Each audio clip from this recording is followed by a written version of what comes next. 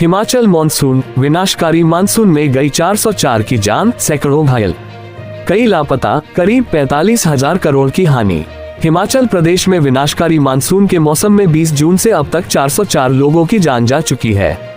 राज्य आपदा प्रबंधन प्राधिकरण SDMA ने रविवार को पुष्टि की कि 229 मौतें भूस्खलन, अचानक बाढ़, डूबने और मकान ढहने जैसी बारिश से जुड़ी घटनाओं के कारण हुई, जबकि 175 अन्य लोगों की सड़क दुर्घटनाओं में जान गई।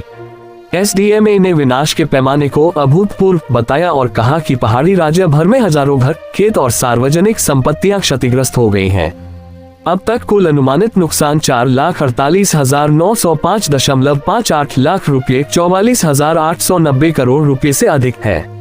रिपोर्ट से पता चलता है कि बारिश से जुड़ी आपदाओं में 229 लोगों की मौत हुई, जिनमें भूस्खलन में 48, अचानक बाढ़ में 11, बादल फटने में 17, डूबने से 38, सांप के काटने से 15, बिजली लगने से 17 और खड़ी ढलानों पर गिरने से 44 लोग शामिल हैं। इसके अलावा सड़क दुर्घटनाओं में 175 मौतें दर्ज की गईं, जो मानसून के दौरान हिमाचल के परिवहन नेटवर्क की कमजोरी को दर्शाती हैं। इन मौतों के अलावा 462 लोग घायल हुए और 41 लापता बताए गए हैं। बारिश के कारण 2094 पशुओं और लगभग 26,955 मुर्गियों की भी मौत हो गई।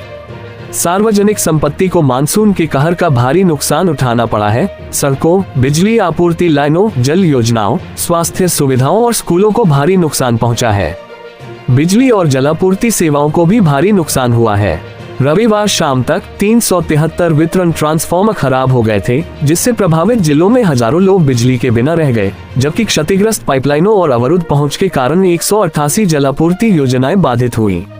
SDMA के अनुसार नुकसान कई क्षेत्रों में फैला हुआ है। PWD सड़कें और पुल 2, 9.35 लाख रुपए, जल शक्ति जल योजनाएं 38, 6.44 लाख रुपए, बिजली क्षेत्र 13, 94.6 लाख रुपए, शिक्षा 2045 लाख रुपए और ग्रामीण एवं शहरी विकास कुल मिलाकर 1,800 लाख रुपए से अधिक। इसके अलावा 8,278 हेक्टेयर फसलें और 6,036 हेक्टेयर बागवानी भूमि क्षतिग्रस्त हो गई है, जिससे ग्रामीण अर्थव्यवस्था बुरी तरह प्रभावित हुई है। सबसे ज्यादा प्रभावित जिलों में मंडी 61 मौतें, कांगड़ा 55 मौतें, चंबा 50 मौतें, कुल्लू 44 मौतें और शिमला 43 मौतें शामिल हैं। प्रत्येक जिले ने निजी घरों और सार्वजनिक बुनियादी ढांचे दोनों को बड़े पैमाने पर नुकसान की सूचना दी है। SDMA ने कहा कि आवश्यक सेवाओं को बहाल करने के प्रयास जारी हैं। अवरुद्ध सड़कों को फिर से खोलने और ट्रांसफार्मरों व जल योजनाओं की मरम्मत के लिए सैकड़ों मशीनें और फील्ड टीमें तैनात की गई हैं। हालांकि लगातार भूस्खलन और लगातार बारिश के कारण काम में बाधा आ रही है। SDMA ने कहा कि नुकसान बहुत बड़ा है, लेकिन सरकार राहत प्रदान करने और बहाली में तेजी लाने के लिए केंद्रीय एजेंसियों के साथ समन्वय में काम कर रही है।